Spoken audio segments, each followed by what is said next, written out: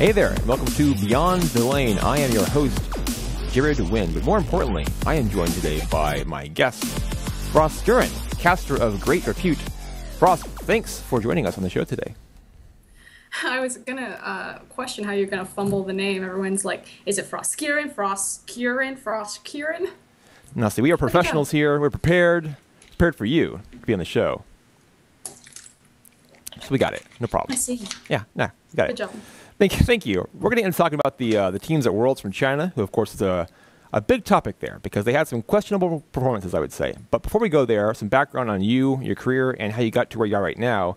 How did you get started in casting originally, way back in the day? Oh, wow. Do we really have time for this story? Way back, yeah. In the short of it, I used to cast for ESL North American branch, which is not as prominent as the ESL European branch, which is typically in charge of things like IEM Cologne and big events like that. I think the biggest event that I ever did with them is I casted IEM Shenzhen, which qualified WE into the tournament where they lost to TSM. That gave TSM their IEM World title. I did that with Jason Kaplan, but most of my experience with ESL and early casting was EPS, which was effectively the North American Challenger Circuit before NACS existed, as well as some Alpha Draft, Monster League tournaments like that. So some varied experience, you would say. Yeah, a lot of go full. How'd you get into the LPLEN broadcast? It was effectively my circle of friends that I knew at the time. I was hosting for a show called The Runeterra Report, which was hosted by a site called Mundoverse, which later became Paravine, which I don't think exists anymore. Nilu and kind of that crew before Nilu moved on to the score. Of course, he doesn't work for the score anymore. But it was just doing the show, working with Kelsey, Druxen, and Hubo. They wanted to do an LPL English broadcast. No one was doing it at that time. I was the shoutcaster that they knew because I was working with ESL NA. And kind of trying to get shoutcasting experience on an amateur level.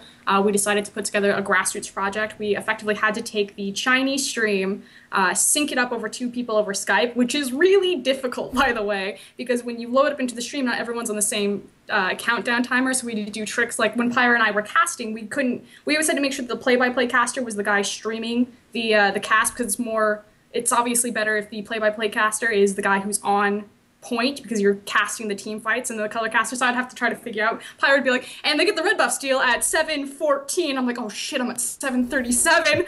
Okay, there should be. Yeah, the Skype issues, we're familiar with the Skype issues over here. Skype issues are hard for everyone on the internet, unfortunately. We had to do with Skype and like a whole nother set of issues, like just syncing up the web browsers themselves off of a Chinese website, which you're like pretty sure is giving you viruses at the same time. So you're like, please don't kill my computer. I don't want to look at porn. I just want to watch Chinese League of Legends. Gotta make sure I'm synced up with this guy. Yeah, then Skype has to work on top of that, and then OBS has to work on top of that.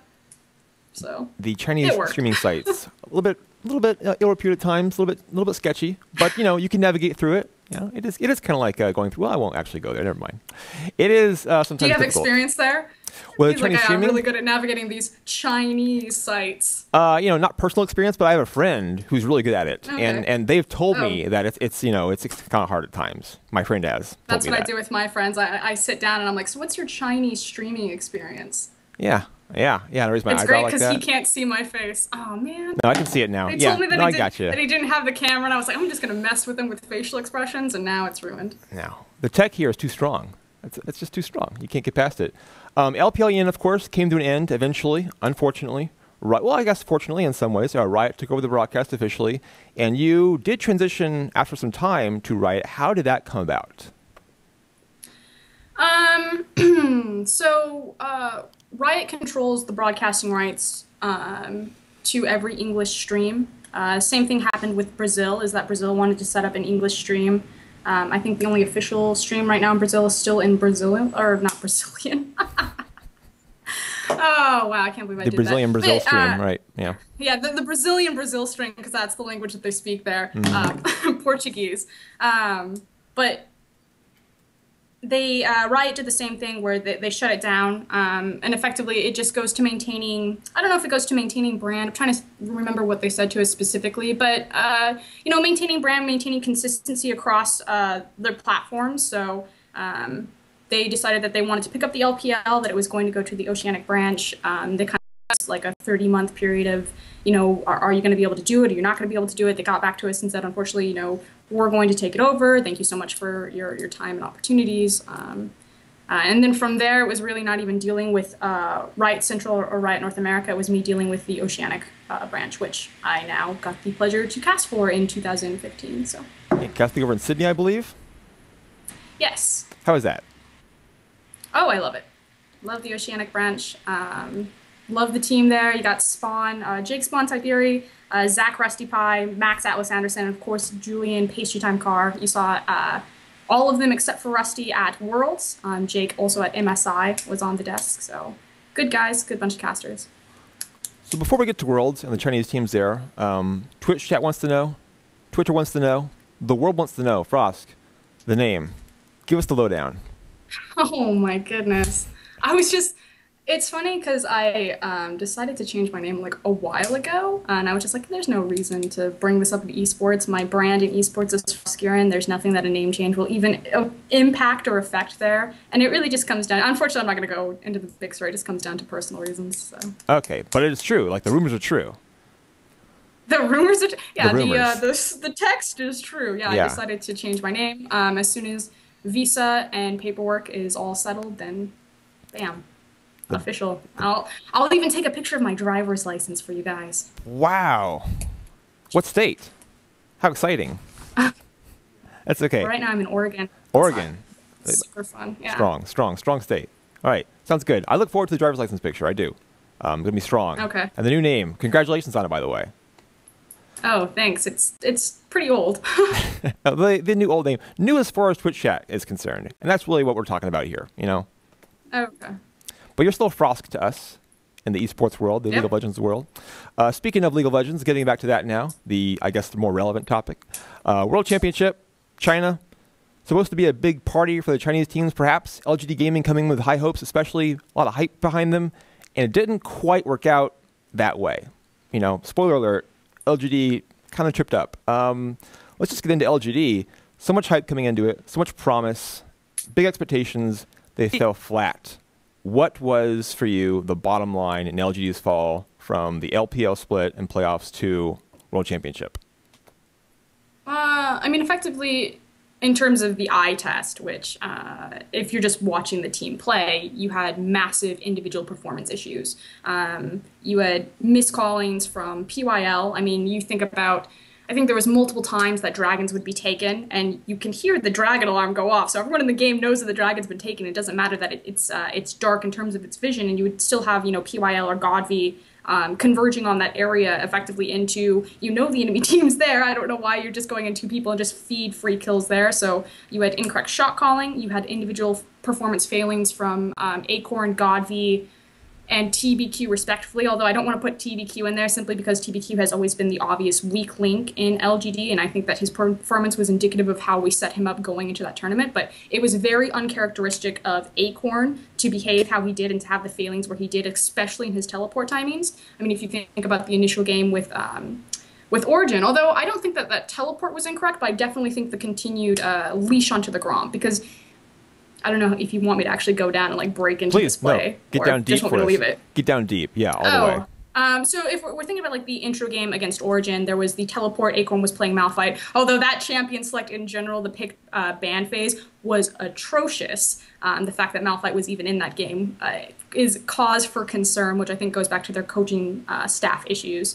But just about the straight gameplay. So Acorn teleports in, you just had the shockwave from Xpeke used on the blue buff to secure it because LGD are making an aggressive play, high risk, high reward, invading this blue buff. And Acorn teleports in, you have to think, like, that's actually a great call right there. Because I believe that Soaz was on Vladimir at this point, and he's not going to have the same level 6 impact in a 5v5, especially if Xpeke doesn't have the shockwave. Just because the Hemo Plague stacking with the shockwave, obviously you're getting maximum damage there, and you know that a massive cooldown is down for Origin. So Acorn teleports in, he's trying to find the unstoppable force. You have a beautiful flash from Niels, I think he's on Callista, and he uses the Fates call. I'm trying to remember the exact, but a beautiful play from Origin's bot lane to get out of harm's way because Acorn goes deep. He like flashes the wall, he tries to find the unstoppable force because he's trying to force a play there, which You can see the mentality of why LGD won it, because again, the shockwave's down. But as soon as that play is dead, as soon as Origin outplay them and are able to disengage from it, the mistake that LGD make is TBQ wants to contest Gromp. Origin have perfect vision because they just took the blue buff, so they dropped all their vision to that side, and TBQ goes to leash the Gromp, and he wants to fight for it. Now you have the Unstoppable Force down, the Shockwave down. This allows Origin enough time and enough avenues to collapse down, and LGD have to completely misposition themselves to save TBQ's life, and it ends up feeding the First Blood and putting them all out of position and just snowballing from there. It was an absolute terrible call. It sounds pretty terrible. And I think that was like the microcosm for LGD as a whole, and it just snowballed from there.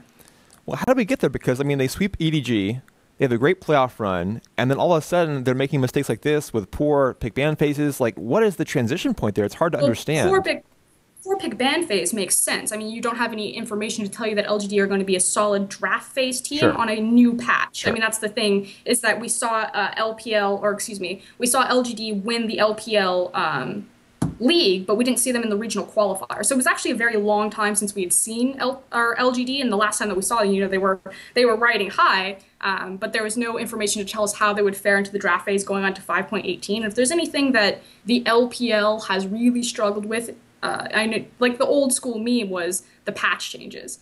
That the patch is constantly behind. Of course, that's not the case anymore in the LPL. It's actually quite a few times ahead in patch, at least this last year. But just in general, LPL teams have been, I don't know if it's correct to say that they failed to adjust to patches, but they definitely play a very unique style of meta. I think Kelsey Moser kind of defined it best, is that LPL teams, when they're playing quote-unquote Chinese style, which Kakao refers to several times in his interviews after Invictus Gaming's failings, you're talking about this idea that you're playing around not a gimmick, but kind of that same idea. Like one type of playstyle, one type of champion, one type of thing that you're going to pick at and execute with. And they excel at that. But I think they definitely had kind of an inbred meta when they took it to Worlds, and it was just not very effective. And I think that speaks to, I mean, you had individual player failings across the board on all three LPL teams, EDG, Invictus Gaming, and LGD. But I think a bigger issue is the fact that all three teams also failed on an infrastructure level in kind of different ways. Sticking with LGD, moving a bit forward now, in San Jose, were you surprised they got swept by the newly restructured TSM? No. Even with just a few days of practice for TSM? No, not at all. You have to think that LGD, yes, it's very true that IEM San Jose mattered a lot to LGD because that was kind of like their redemption. They needed to come back to prove that, you know, this means something for us. We're actually a decent team. We can compete on an international stage. But if you think kind of about the internal dealings of LGD, the fact that NESO was the off-season Chinese tournament that took place there, LGD did nothing in any competitive standing. They showed no move to fix any of the problems that they had demonstrated at Worlds. The fact that Imp didn't even play in NESO, that I think TBQ was their AD carry for that tournament. So I might have been more confident saying it's, okay, so obviously this should matter to LGD, but are they going to prove that it does matter and show a reform and a practice ramping up into IEM San Jose? And the evidence was no. So going in, I'd already had my hopes crushed for LGD at Worlds, and they just showed no effort in adjusting in the offseason to prepare themselves for IEM San Jose. Right. Let's talk then about Edward Gaming. They came in, of course, with the MSI hype because they had one MSI. They played so well there, but just really disappointing. When they played SKT in the group stage, a big letdown there, and they play a Fnatic in the quarterfinals, get swept. For EDG, again, same question. Like, what's the big break there from their mid-season success to coming to Worlds and just being such a disappointment?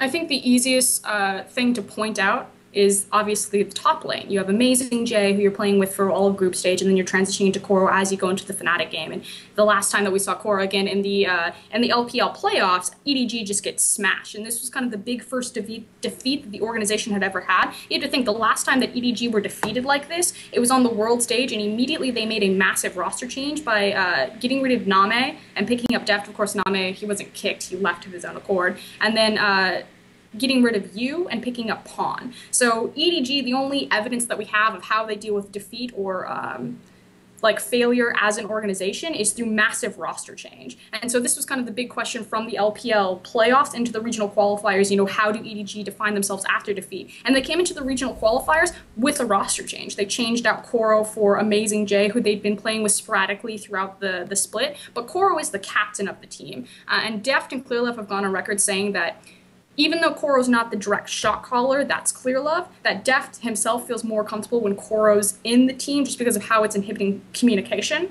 and that with Amazing J, the team didn't feel as comfortable, that they don't communicate as well. But Amazing J did perform very well in the regional qualifiers, obviously qualifying EDG to attend Worlds. The meta was suited more for his carry-oriented style. He's a kind of a Fizz, Olaf, crazy type of player. It's more about killing you 1v1 as opposed to Koro making those teleport flanking plays. Definitely failed huge and was very exposed on the world stage in terms of against world-class caliber talent. In terms of Koro coming in, I think Koro just frankly looked out of practice. I don't necessarily think it was entirely his fault. I know that there were definitely translation issues that happened. So again, if you're talking about the infrastructure of Chinese teams, EDG did fail again on an individual performance level, like every Chinese team did across the board for Worlds attending. But there were also different infrastructure issues across every single Chinese team that I think were a pretty big factor.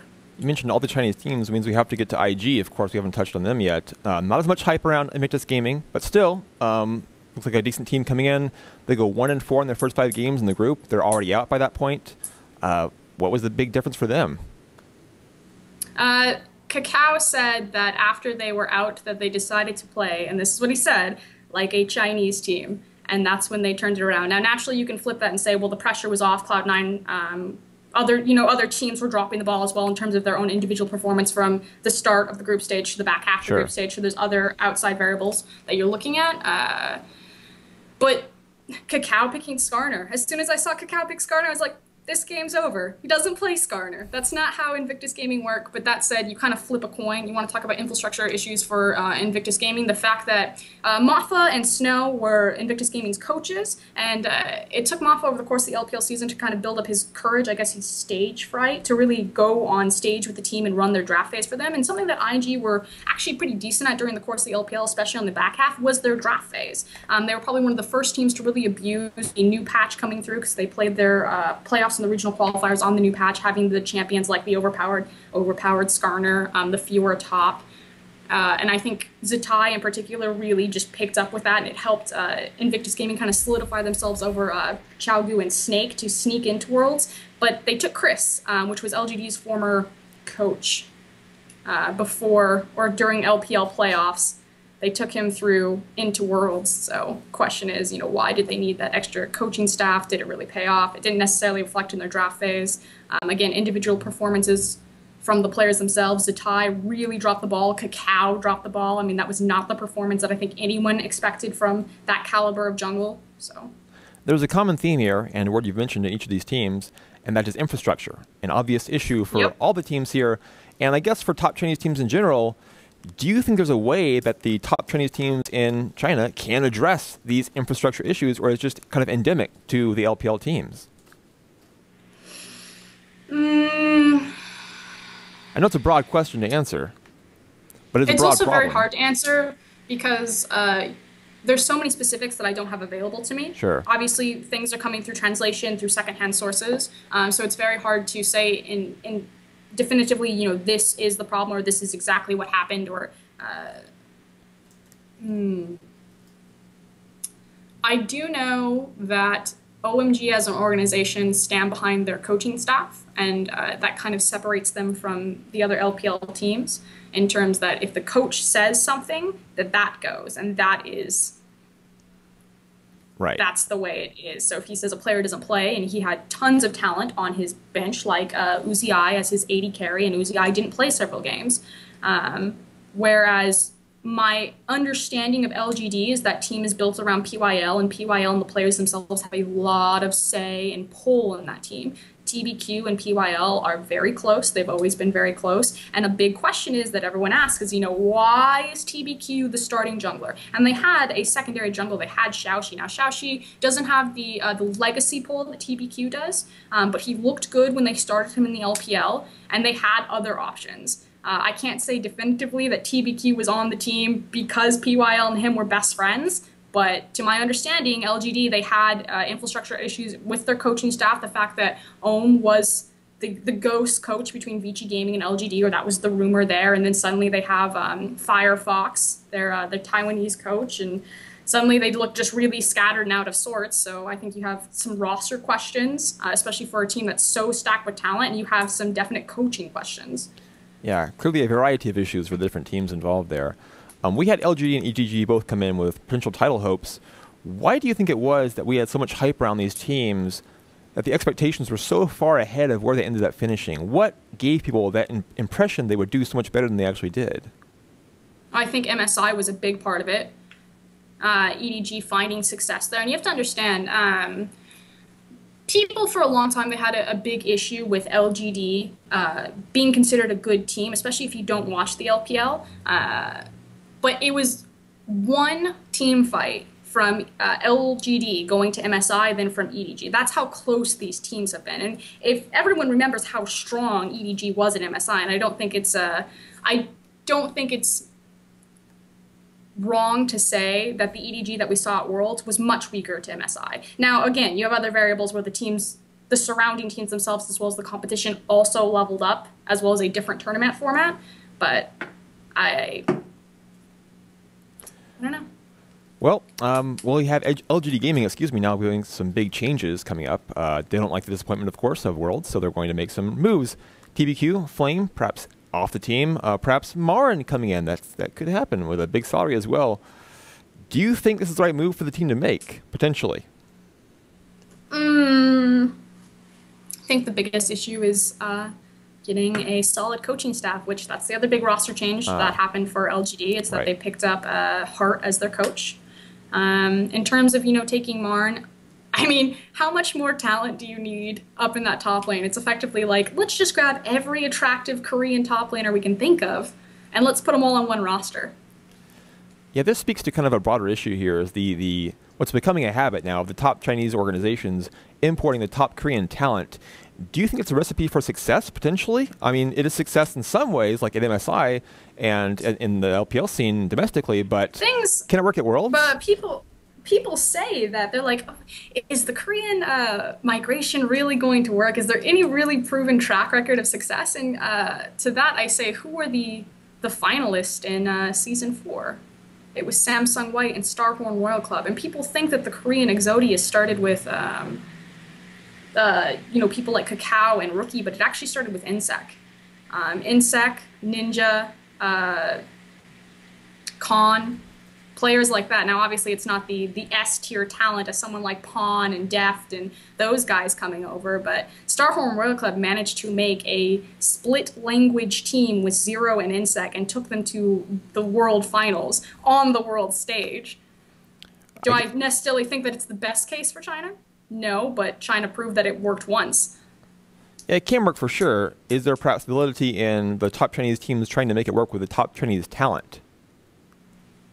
China has always had issues executing not only their top Chinese talent, but their top imported talent. So until we see actual proof of that, I have no reason to believe that it can happen. So is it more LGD is a classic example. Right. So is it more for you a problem of the organizations than it is a problem of the talents in particular they bring in?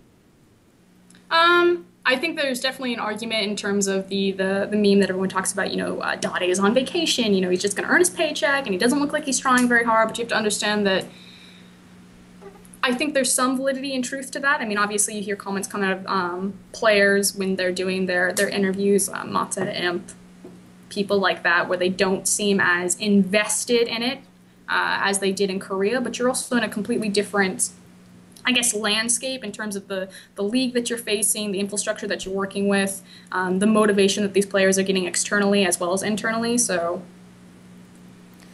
I think China's #1 problem has never been talent. I don't think they needed the Korean imports. Obviously, no one's going to say no to, Samsung Blue and White coming over to China. These are all S-tier players, right. Bring more. They're awesome. They're super fun to watch. They have a great high skill ceiling, but that has never been China's problem. It has always been the ability to execute and to organize their talent. We'll see if this helps them kind of spur that into effect. can't say I have too much faith, but we'll find out in the coming year.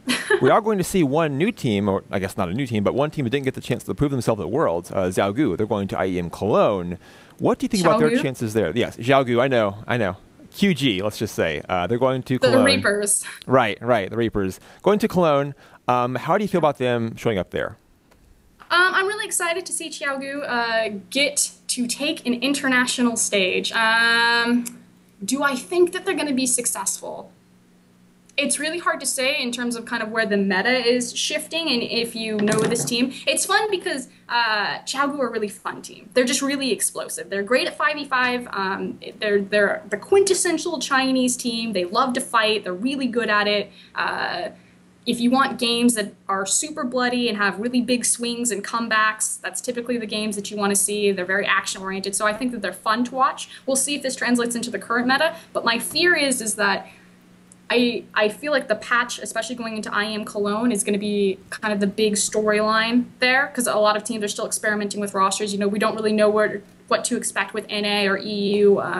I mean, Ever is supposedly coming over for Korea, but we'll see if that roster even makes it a one piece, or if Korea, you know, what seed that they're going to send.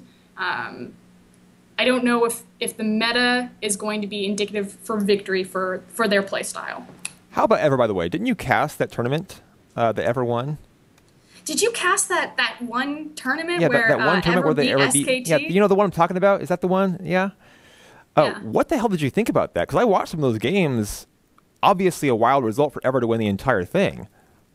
I mean, straight up, I feel like the Tigers, formerly known as the Coup Tigers, went in and were just like, hey, let's see if 5.8 team works on this patch. Spoiler alert, it didn't work. I still think that they were the better team in terms of that matchup, but they were just so unclassed, or outclassed, excuse me, on the actual patch and trying to navigate it that they were just defeated. I think it was very apparent that SKT and KT Rolster were also not as comfortable on the patch. I think KT Rolster was probably the most comfortable on it, but that was ultimately their undoing. I think when you say that Ever beat SKT, it has to come with an asterisk of being very specific circumstances. They had just gotten back from Worlds. You know, we have no idea what kind of prep time or practice time was really allowed to those types of teams and preparation for this type of tournament.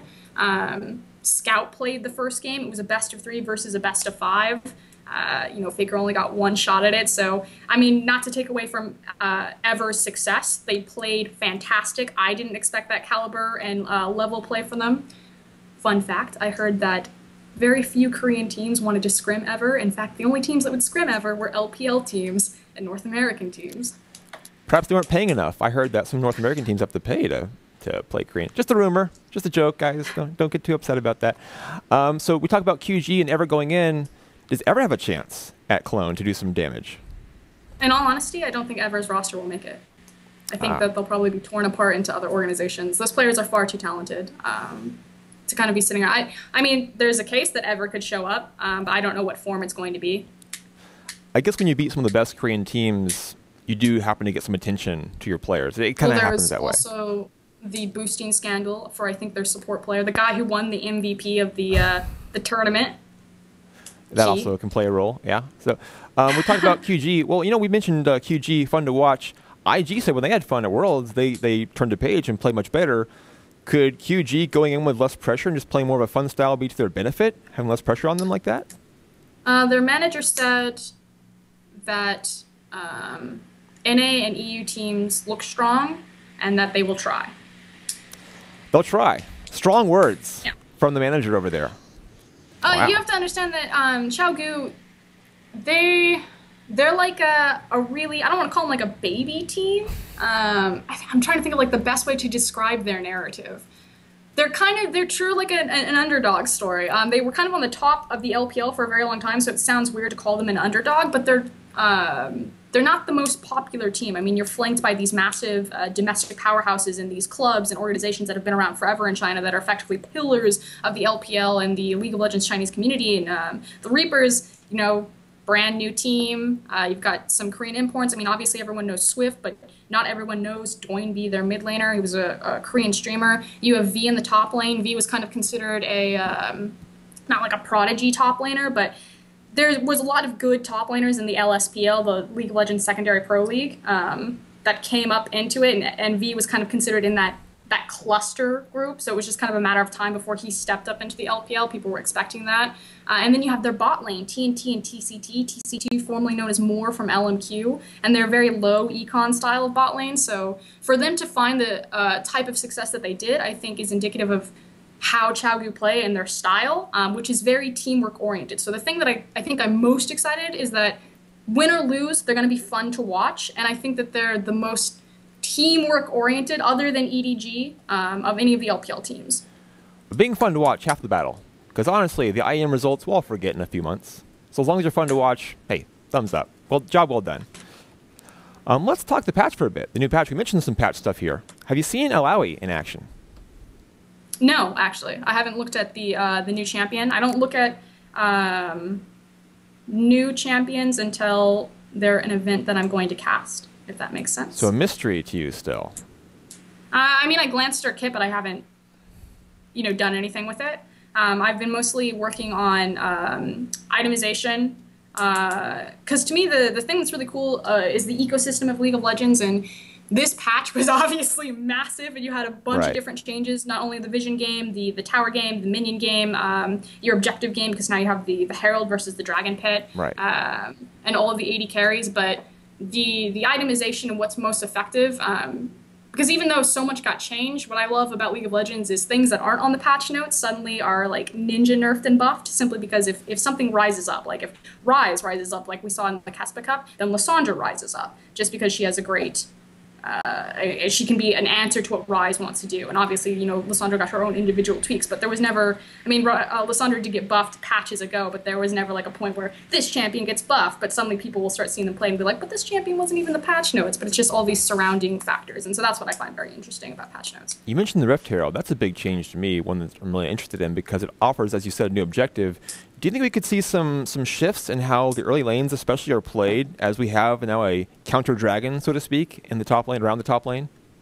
Now, obviously, we've seen some of the new patch played on the International Wildcard Tournament for All-Stars. And what's really curious to me is that if you look at all the changes, you say, okay, these games should be faster, that we should expect faster and quicker games, that it's going to be more about snowballing because towers are so important. They just seem so paper thin, but because of the changes in vision, as soon as you get control of a tower, it's so much more important because that's your primary map control. Because with towers, in most basic form, the towers are stopping the creep line from going further up the map. And with the creeps comes passive vision and passive information control. So by taking down those towers, and because you can't place deep wards because there's no stealth wards anymore, like moving your vision lines becomes that much harder. So it's more about protecting flanking vision as opposed to deep warding and getting use of that information.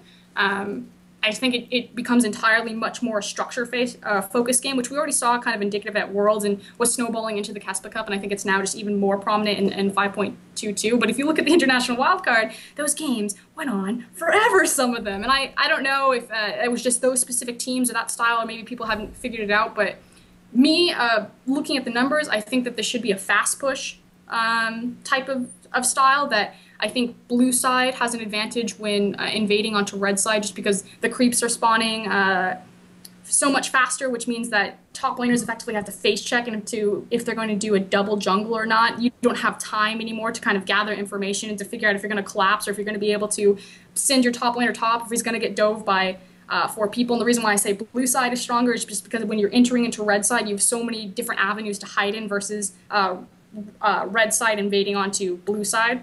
You know what I'm saying? Because the maps are shaped different. Right. Keeping up with me? Yeah. He's just sitting there. He's like, I don't know. A lot of changes. A lot of stuff to consider. Rift Herald. This is the point that I was getting on. I'm Please. Really excited. Go ahead. Because the game should be shorter, because it's more about a snowball taking structures, because they're worth global gold and it's about moving your vision, I think that means that there's less importance on Dragon, and something needs to be changed there. And now, because you have the Rift Herald, not that Rift Herald is suddenly more important than Dragon, but just to playing to that top side of the map. Mid tower is incredibly more important because, again, you don't have deep vision. Mid tower is going to give you the most passive vision control of the map, which makes it so much more important. And because the games aren't going as long, that means less value on Dragon, because obviously Dragon's power stacks up every 6 minutes, and games shouldn't go that long where you have to matter about 5th Dragon. So I think that alone gives more power to the Rift Herald than just its Baron buff alone.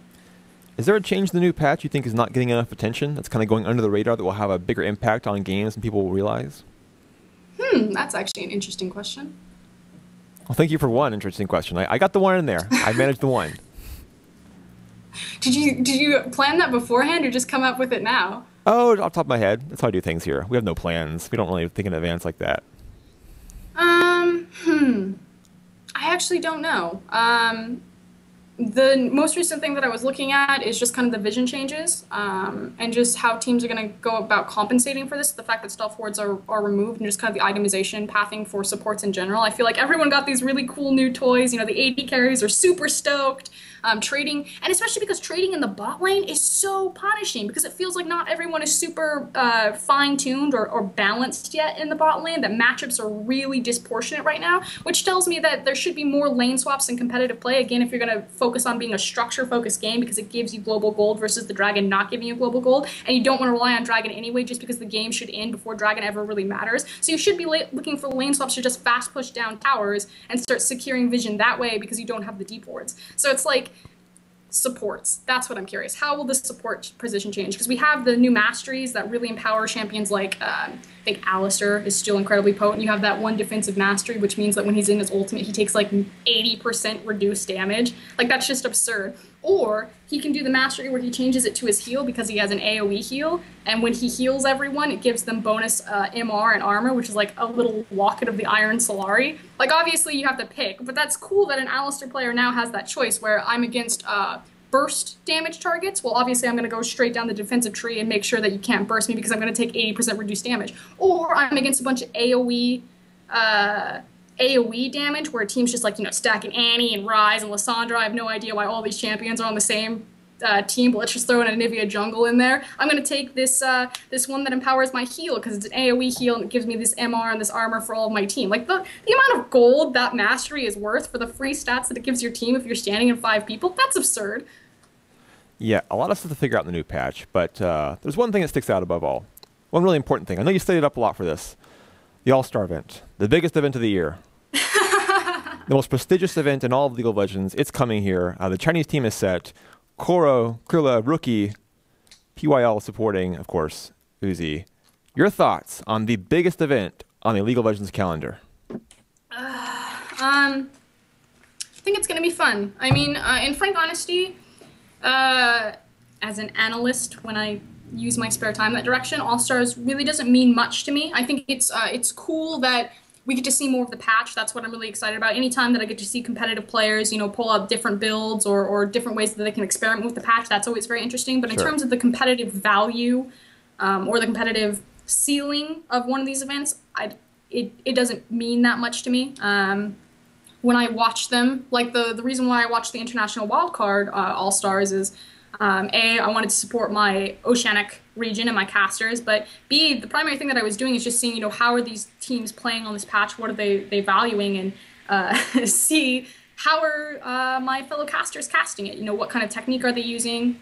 Big shout out to Rusty. I actually think he casted that event really well. Rusty's previous kind of issues in the past as a caster have always been like his energy levels, but I think his energy like really increased, and him as a caster has like really developed and refined himself. So yeah, hat tip to Rusty there. We'll get you out of here on this last question, because I know all analysts love making predictions. Can you give us a winner for IEM Cologne? LGD. Excellent choice. Excellent choice. I was going to say the same thing actually myself. Yeah. Yeah. Clearly they're gonna win. IEM Cologne. No. So we've got what? Cloud9. You have Cloud9, Dignitas, H2K, Fnatic, Ever supposedly, and Xiaogu. Yeah. That's correct. Say it better than I do. Reapers, I would say. The Reapers. Right. I honestly have no idea. Big thing is you have tons of different. It's not even like IEM San Jose will help you in this instance because you didn't even see any overlap rosters, which is kind of the fun thing about the IEM tournaments is that you're effectively just like a proving ground and kind of a taste test for the coming split. But you know what? I'll go for Xiaogu, but let me explain their win conditions and their loss conditions because people really get on this.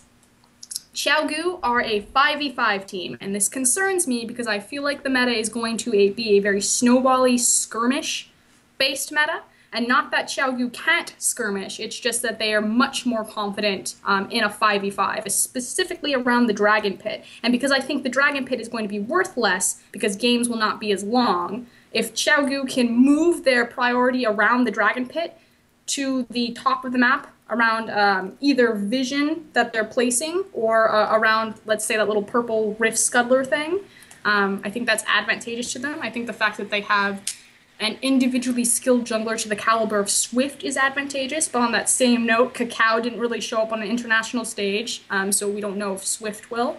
It's been a long time since we've seen Xiaogu, so it's hard to see what kind of current form they're in. And they do have a terrible habit in the LPL of falling behind early game. And again, if I predict that the meta is going to be very snowball-oriented and about making very early plays and ramping off of that, they have a massive issue with that. Well, I think your pick is pretty strong.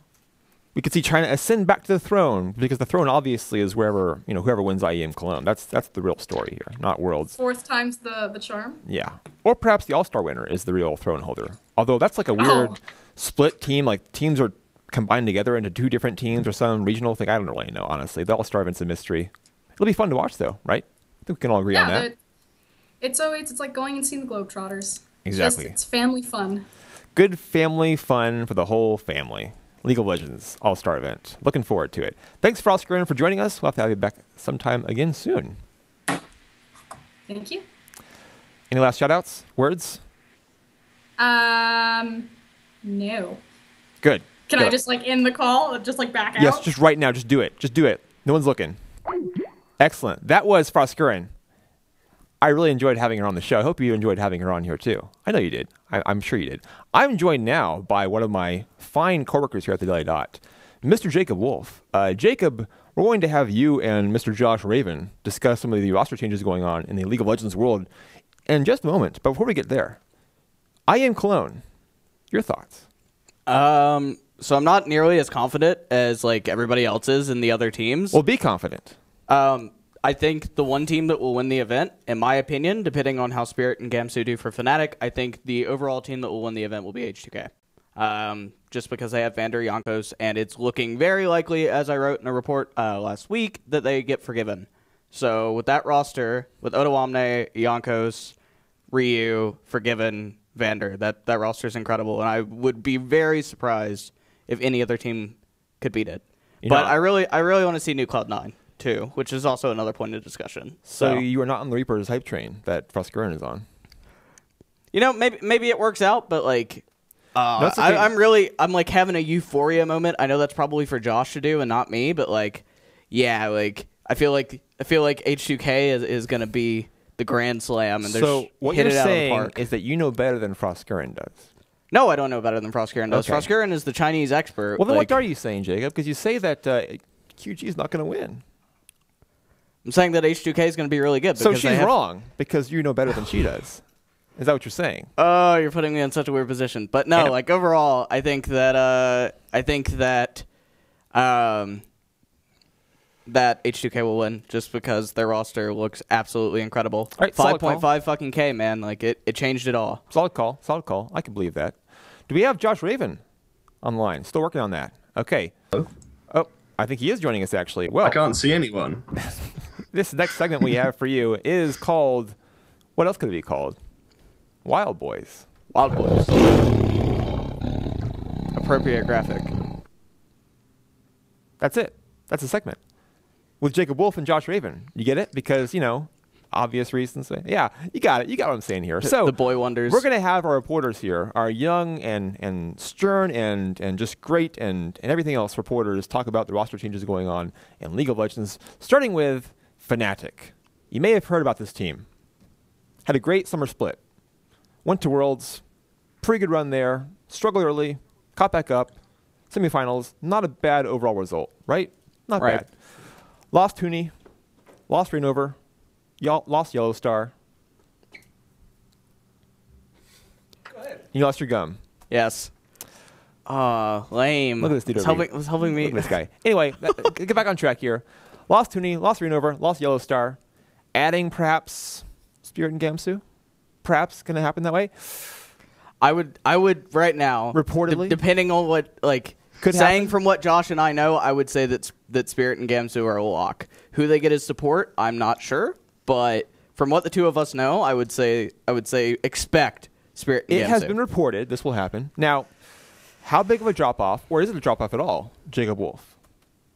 I don't think it's that. I think, like, Huni to Gamsu is maybe a little bit of a drop-off, but I think Gamsu fits better if they're having Spirit, who's more of a carry jungler, whereas Randover was more utility. So I think the overall playstyle, like, for next split will be fine.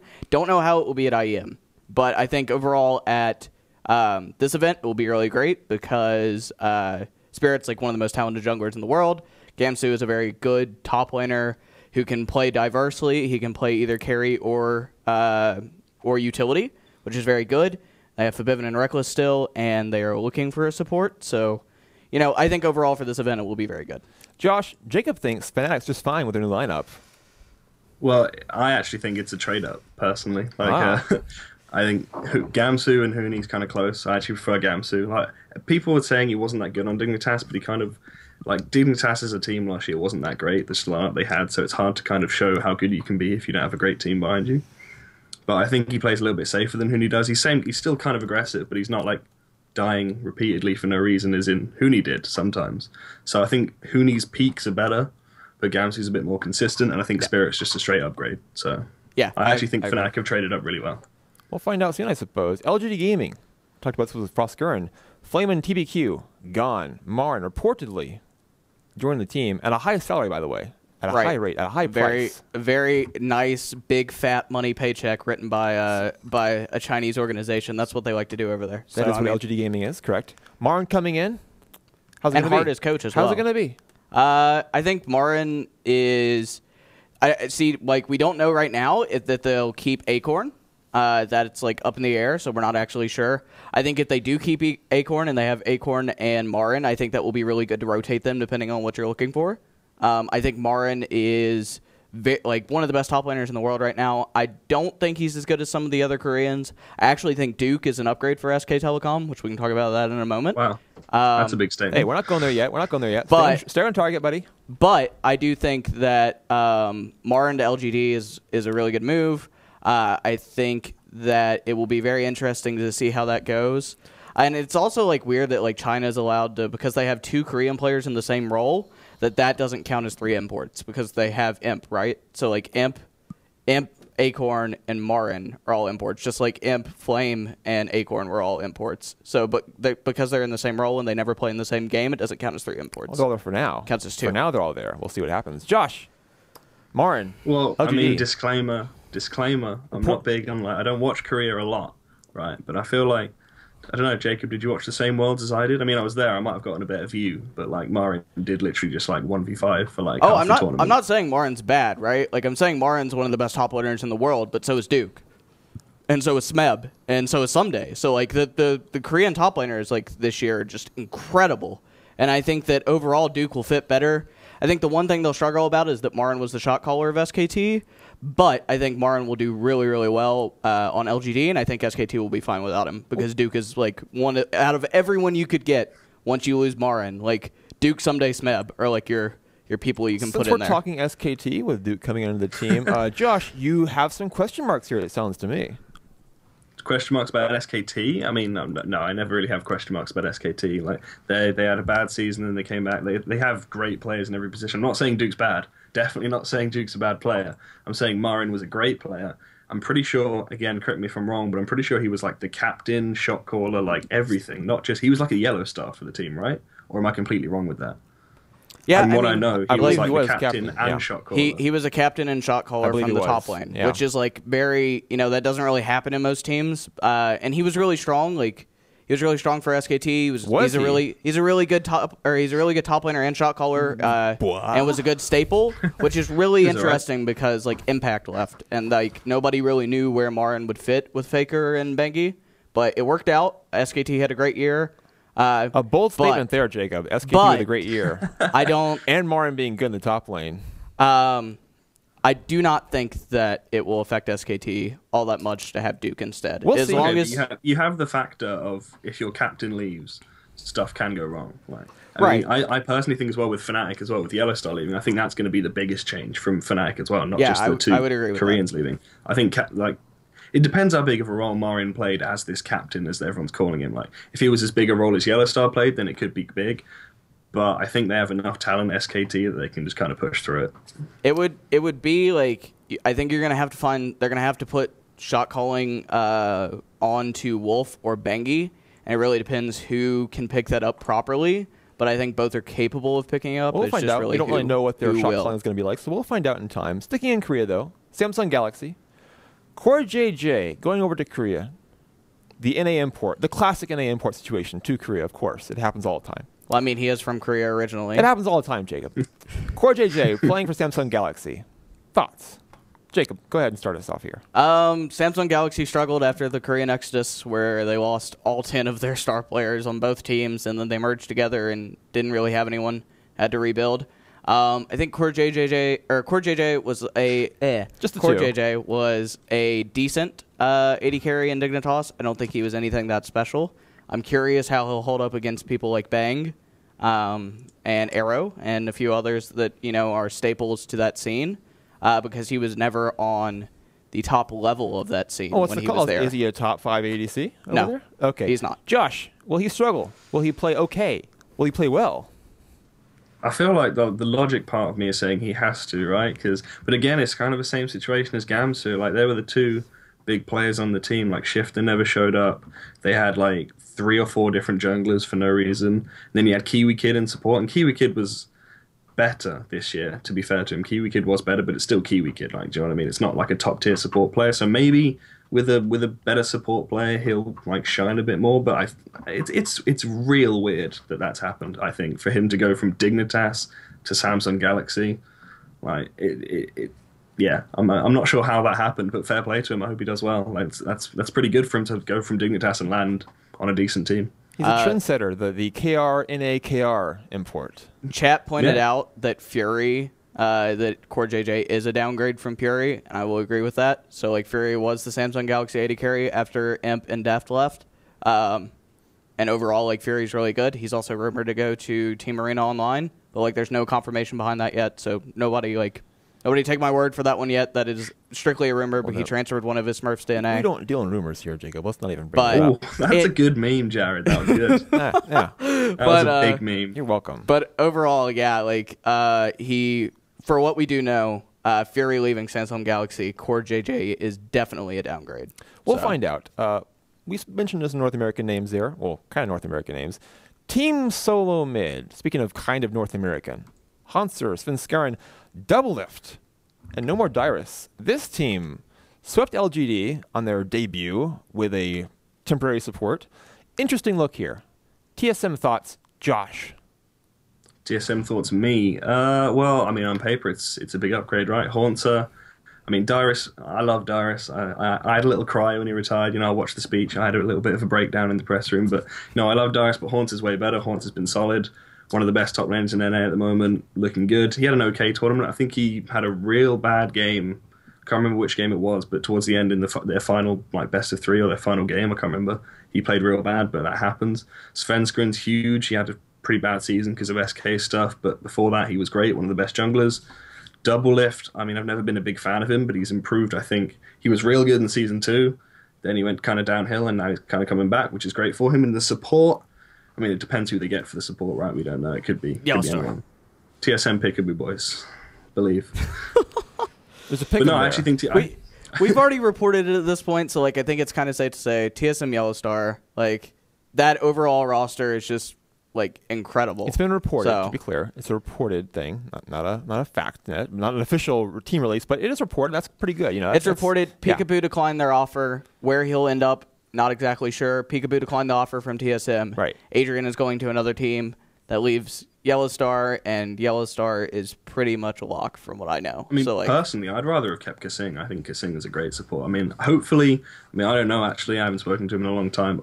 I'm hoping that Kasing turned them down for a better offer, but from what it sounds like, or from at least what TSM are saying, not what it sounds like, but TSM are saying, they benched him after one bad tournament, which doesn't really make sense. I feel like Kasing maybe chose to come back, but It's like up in the air, right? So like on his Ask FM, he said that he like chose to come back and he wants to be home in Europe, but then Lena said on Reddit that he was benched. So I don't really know exactly what the deal is there right now. Either way, he's not there.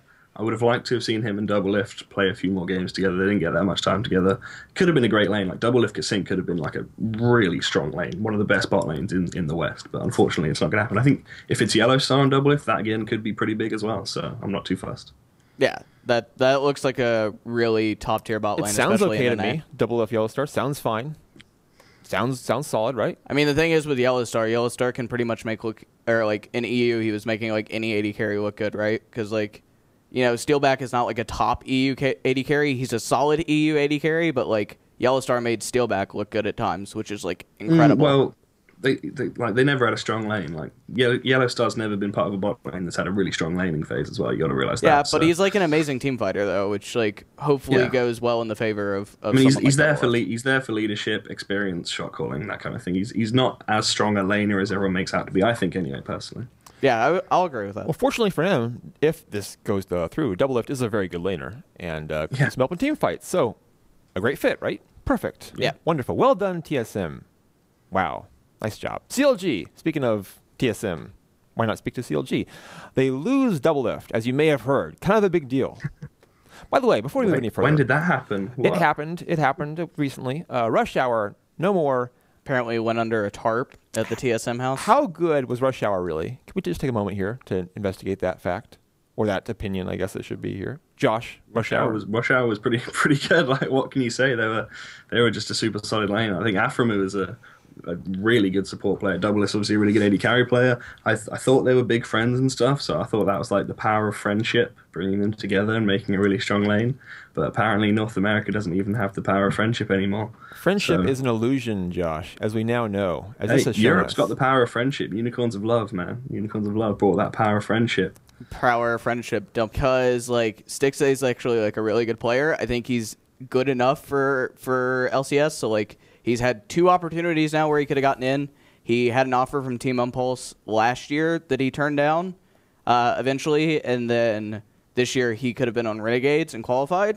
So hopefully 3rd time's the charm. He'll be in LCS with CLG and he'll do well. He has a downgrade, but I guess the question is what other options are available to CLG in that role. That is also. I mean, you could import. Like they're only using 1 import slot. Right, with because COG have a real good history of importing players. Just get one that can speak, like get a Korean that could speak English well, like Huhi, man. Like I think Huhi will be fine. Just pick one off the tree, right? Just go to the Korean speaks English. I mean, there is. Well, Fnatic seem to be doing it pretty well, honestly. I mean, just get Fury. Fury's an option. Every team should follow the Fnatic model. Is the bottom line here. I think is what we're really getting at, right? But I think you look at COG, look at their lineup. I don't see an LCS winning lineup. I don't see a Worlds anything lineup. That's a group stage Worlds lineup. I don't see anything different from past CLGs. How's that Huhi Pobelter switch, by the way? That's a change. Yeah, that's a permanent change too. So Pobelter is left permanently, signed with another team, and Huhi is now a permanent fix for them. How strong is the change is what I'm saying there. Josh, give me your impression of Huhi in the mid lane. Have we even seen who he played? Like he played at IEM. Yeah, we saw him at IEM. Yeah. Yeah. And they beat Janair. Hey, he played in the promotion tournament with Fusion, where Kiwi Kid crushed his dreams. But like, he was fine against Shifter, in my opinion. But Shifter's not the best person to measure him to compared to like a Bjergsen. So. Yeah. He was always the star, right? When he was in Korea, he was on the same team as Core JJ, and they were like the 2 stars of that team. So maybe it works out. I definitely think he could be better than Pobel, but haven't seen it yet. Got to wait for it to actually happen before you can say that it's going to happen. But it's just too early to tell whether he's going to actually be good. But I think he could be better than Pobel for sure. Good enough to sweep unicorns at IEM. I mean, that's not saying much when you have Gilius, Fox, and Steelback. They've got friendship. It counts for something. I don't think Gilius has any friendship. Not to Rush just Hour. To be fair. Don't be hating, Jacob. Don't be rude. Jesus. God damn. This guy. Cloud9. Elimination. No longer in the lineup. He's in the staff now. Rush coming in.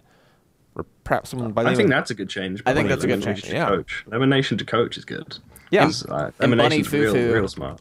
Bunny Fufu to swap out with High depending on their synergy. That should also be It's been pretty called good. upon for a while to have Elimination go to a coaching role and have High switch to support because he already played some supportive The dank champions meme anyway. That was kind finally of the became thing true. to do, and they finally actually did that. Now they bring in Rush for the jungle. It is like a pretty strong look, I think, for Cloud9. But I feel like High is just there in case a repeat of what happens last season. Like if they just completely shit the bed again, and they need to put High in quickly, they can just High play a game of support. Like come on, calm everyone down. Let's calm down. From what I know, it's like depending on how scrimmages will go. So like if scrims go really well with Bunny Fufu and someone in that team can pick up shot calling, whether it be Rush, Bunny, or otherwise, I'm gonna say it's gonna be Bunny. It's gonna have to be Bunny, just in my opinion. I mean, let's be real. Bunny is a way better support player than High is. Like, Yeah, you can tell that immediately. If Unless High scrims- does some insane roster switch and becomes like one of the top support players. Yeah. But I just can't see that happening. Well, the big question here is, can Cloud9 win a single game anywhere, even in Challenger Series, without High's shot calling?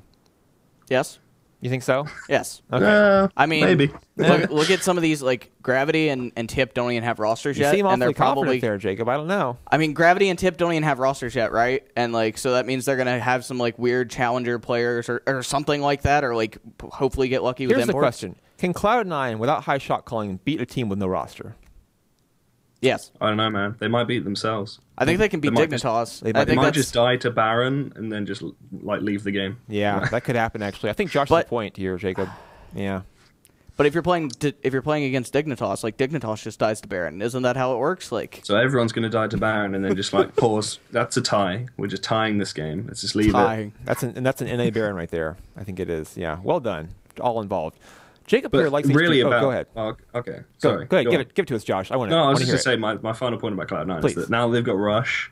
Like if they don't completely suck with their shot calling and stuff like that, I think Rush is just going to hard carry with Incarnation. Rush and Incarnation mid jungle can be just ridiculously good. And Like Sneaky's not bad in the That's bottom lane, by the That's way. why I like Sneaky though, because Sneaky like this year he like proved to be a really consistent carry for them, but like before that he was also like a very low income utility AD carry who was also really strong. So put Sneaky in the environment with Rush and Incarnation, and hopefully it works out because then they carry and he plays the utility style but also gets kills. We'll find So, out. We'll find out soon. Now, as I was saying, our final point for this segment of Wild Boys, as you can see on the screen there, Oh god. H2K. Jacob likes them at IEM. He likes them a lot, in fact. He loves them. He wants to marry H2K at IEM. You mentioned their new lineup, Jankos, Bender, and perhaps a new ADC. We'll find out. H2K. Find out tomorrow. Jacob, what do you think about this team? You said you like them a lot in IEM. I think that, like, as bad as it sounds, that meme, like, did the biggest help to them because that's, like, 5.5K is, like, so much more than most EU teams. So it got them Vander and Yankos from Rocket for a permanent basis, and then it's looking to be forgiven, hopefully for more than IEM, but, like, for IEM, it's looking to be forgiven. So that lineup is, like, really strong, and I think they'll do really well at IEM. Josh, H2K. I mean, yeah, it's a sick lineup. Like, what else can you say? Odo Amne was one of the best top laners. I haven't seen him in a while. Obviously, it's off season, stuff can change.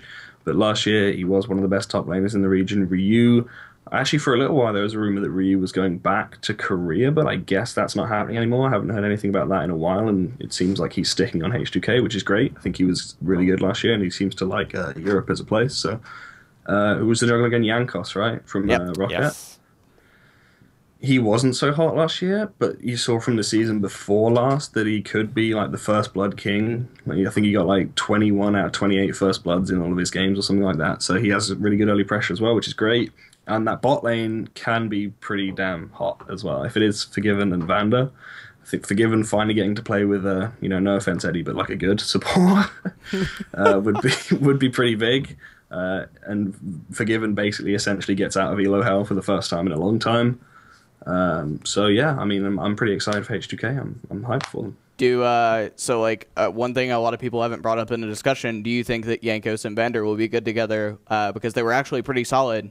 Were pretty solid. They came second place at IEM Clone last year when Ryu played for, or not Vander, Yankos and Ryu rather played together on Rocket last year. Oh yeah, he subbed, didn't he? Right. He did. That was before they signed Nuke Duck. Dude, I was on holiday when that tournament happened, so I didn't watch it. Like, Listen, I have Josh, barely any idea what happened in that tournament. Nobody remembers IEM events. Once they happen, they're just gone. It's like dust in the wind. TSM won the IEM World Championship last year. Did you know that? They did. Nobody TSM remembers were the that best now. team in the world for a while. It's because China and Korea sandbagged. No, they were the don't best you team know? in the world. They were the best team in the world for all TSM of were, one day. yeah. Well done, Yeah. TSM. Congratulations on your #1 spot last year. Well, I guess this year, actually. What am I saying last year? I'm getting ahead of myself. Next year, this will be last year. See what I'm doing there? Right up until SKT won Worlds, TSM were the best team in the world. That's what I heard. Yeah, that's what I heard. That's what I've been told anyway. Fnatic will crash and burn. On Quote, that note, Loco Doco. on that note, this has been Beyond the Lane, featuring Jacob Wolf, Josh Raven, our resident Wild Boys, and of course, esports reporters. Such a good job, both of you. Well done. Thank you for joining us. Of course, thanks to Froskurinn for joining us earlier. She was fantastic. She was great. Hope you enjoyed her as well. And thanks to you for watching. If you like the show, follow the channel, Daily Dot, on Twitch. If you missed part of the show, the VOD will be up on YouTube, Daily.esports. And of course, follow us and like us on Twitter and Facebook, .esports. And for the best in esports news and reporting, dailydot.com. Thanks for joining us, and be sure to join us next time.